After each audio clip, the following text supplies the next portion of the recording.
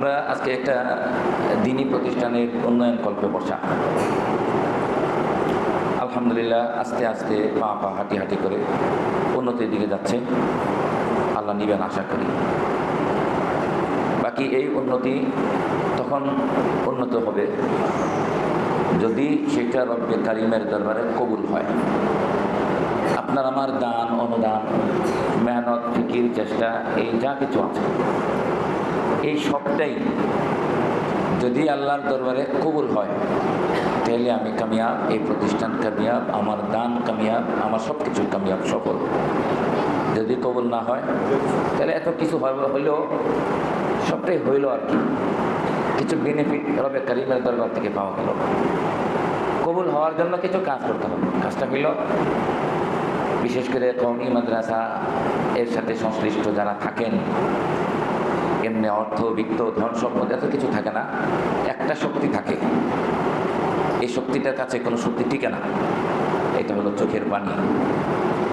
যদি কোনো বান্দা আসলে প্রকৃতপক্ষে রবকে খুশি করার জন্য, মওলাকে খুশি করার জন্য চোখের পানি ফেলাইয়া বলতে পারে আল্লাহ এটা তুমি কবুল করে নাও, বাস কামিয়াব হয়ে যাবে, কিচ্ছু দরকার নেই। কোথা থেকে কী আসবে সেটা কেউ ভাবতেও পারবে না, ভাবাও থাকে। চোখের পানি ফেলা কত জরুরি আমি যা আয়াতে কারিমা তেলাওয়াত করলাম, এখান থেকে আমরা বুঝতে পারি দুইজনেই নবী। একজন হইলেন ইব্রাহিম আলাইহিস সালাতু ওয়াস সালাম, আরেকজন ইসমাঈল আলাইহিস সালাতু ওয়াস সালাম।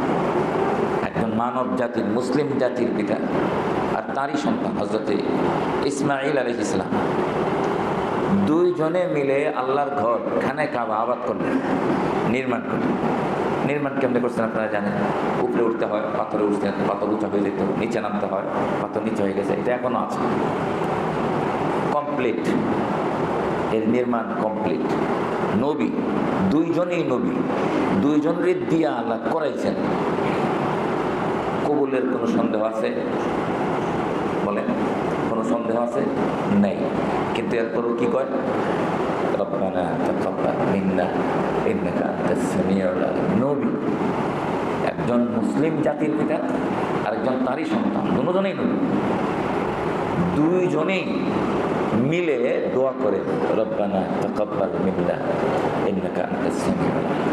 আল্লাহ তুমি কবুল করো, আল্লাহ তুমি কবুল করো। কিন্তু এই কাজটা যদি আমাদের দ্বারা হয়ে যায়, আমি একদিন থাকবো না, কিন্তু এর বেনিফিট, এর একটা অংশ আমার কবরে অটোমেটিকলি বসতে থাকে। আজকে একটা বই পড়তেছিলাম, এটা আমাদের খুব আলোড়িত করছে। এই কথাটা এই মুহূর্তে স্মরণ হয়ে গেছে। আমরা জানি আমাদের এই এতদ অঞ্চলের মুরব্বী ছিলেন আল্লামা আজহার আলী আনওয়ার শাহ রাহিমাহুল্লাহ। ওনার বাবা ছিলেন আল্লামা আজহার আলী রহমাতুল্লাহি আলাইহি, মুজাহিদে মিল্লাত। কিশোরগঞ্জ শহীদী মসজিদ তখনও হয় নাই, টিন শেড।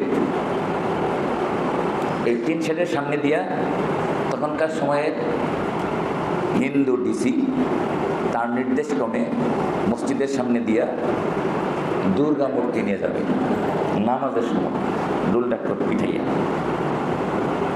তৌহিদি জনতা সোচ্চার হলেন, দিব না, যেতে দিব না, বাধা দিছে। তখনকার সময়ে ডিসি, জেলা প্রশাসন, বৃহত্তর ময়মনসিংহ, কিশোরগঞ্জ সাব ডিভিশন বা মহকুমা, তো ওই ডিসি নির্দেশ করলো যে গুলি করো। এদের দৌরাত্ম কত, আমরা এই কাজ করবো, আমাদেরকে বাধা দেয়। এদের গুলিতে 16-17 জন পুলিশ কনস্টেবলের গুলিতে মসজিদের ভিতরে 3 জন শাহাদত বরণ করেন, আর 2 জন হাসপাতালে নেওয়ার পথে শাহাদত বরণ করেন। এই ছিল 5 জন। সনটা ছিল 1940 সাল। তো শাহাদত বরণ করলেন। এই অবস্থাটা তখন আজহারী সাহেব রহমাতুল্লাহ অসুস্থ, বেরিয়ে আসছেন দেখার জন্য, পর্যবেক্ষণ করার জন্য কামরার থেকে। এনাকে টার্গেট করে গুলি করা হয়েছে, লাগে নাই, এটা যে ওয়ালে বিদ্ধ হয়েছে, এটার চিহ্ন এখনো আছে, শহীদ মসজিদের দেয়ালে এখনো আছে। যাই হোক, তো উনি খুব মর্মাহত। রাত্রে একদিন ঘুমাইছেন ওনার কামরায়, হঠাৎ ঘুম ভেঙে গেছে। 3 শেড শহীদ মসজিদ, তখন শহীদ মসজিদ পুরান থানা মসজিদ। বেরিয়ে আসলেন মাঠের সামনে, আচ্ছা একটু ধ্যান করলেন। আজকে এই বইটা পড়ছি, ধ্যান করতে এনার চোখের সামনে একজন ধবধবে সাদা জামা পরিহিত, দাড়ি এরকম শুভ্রধারী বিশিষ্ট ব্যক্তি আসলো। তো ইনি সান্ত্বনা দিলেন, দোয়া করো, কাঁদো, আল্লাহর দরবারে কাঁদো, কাজ হবে। এই কথা বলছেন তো পাশে কোরআনের আওয়াজ শুনতে পাইতেছেন, কোরআনের তিলাওয়াতের আওয়াজ শুনতেছেন। কোত্থেকে আসতেছে বলতে পারতেছেন না। তো দীর্ঘ সময় কাটলেন, এভাবে চলে গেল। এর কদিন পরে একজন মুরব্বী, এনার মুরিদ, নাম রঞ্জু মিয়া। দেখেন দেখেন, এই কথাটা আমার বলা মাকসাদ। রঞ্জু মিয়া, ওনার বাড়ি ধারায়। ওনার এই পরিচয়টা জানতাম না, তার বুজুর্গের কাছ থেকে পরিচয়টা আজকেই নিছি। উনি কে? উনি আসলেন, আইসা বললেন, হযরত আমি একটা স্বপ্ন দেখছি। আর আজহার আলী সাহেব রহমতুল্লাহ আলাইহি বললেন, কি স্বপ্ন? আপনি খুব পেরেশান, খুব কান্নাকাটি করতে আছেন, অস্থিরতা কাজ করছে আপনার মাঝে। তো হযরত আমি তো আর এই ক্ষেত্রে কি করব, করার কিছু নাই। আমি আপনাকে 10,000 টাকা দিতে চাই, আপনার থাকার কোনো ব্যবস্থা নেই, এটা দিয়ে কিছু করা যায় কিনা আপনি বিবেচনা করবেন, মেহরবানি করে আমার টাকা গ্রহণ করবেন। তিনি তাকাইলেন, দেখলেন কতক্ষণ, দেখে বললেন, আমার জন্য না, শহীদ এই মসজিদ, পুরান থানা মসজিদ, তখন শহীদ মসজিদ হয় নাই, পুরান থানা মসজিদে ইমাম যিনি হবেন, দেখেন আল্লাহওয়ালাদের দূরদৃষ্টি এবং তাদের দিলের প্রশস্ততা, এই মসজিদের ইমাম যিনি হবেন, ইনার থাকার জন্য একটা কামরা হওয়া দরকার, একটা বাসস্থান হওয়া দরকার। তখন অবশ্য উনি ইমাম, নিজেকে বলেন নাই, এইভাবে বলছেন। এই টাকার বিনিময়ে এখন শহীদ মসজিদ সংলগ্ন যে আবাসন ব্যবস্থাটা, ওই ওনার দেওয়া অর্থে নির্মিত। এখন আসেন, এখানে এই উপমহাদেশে এমন কোনো বুজুর্গ নেই জিনাদের পদধূলি এই কামরায় হয় নাই। এটা তো হলো বুজুর্গানে কেরাম।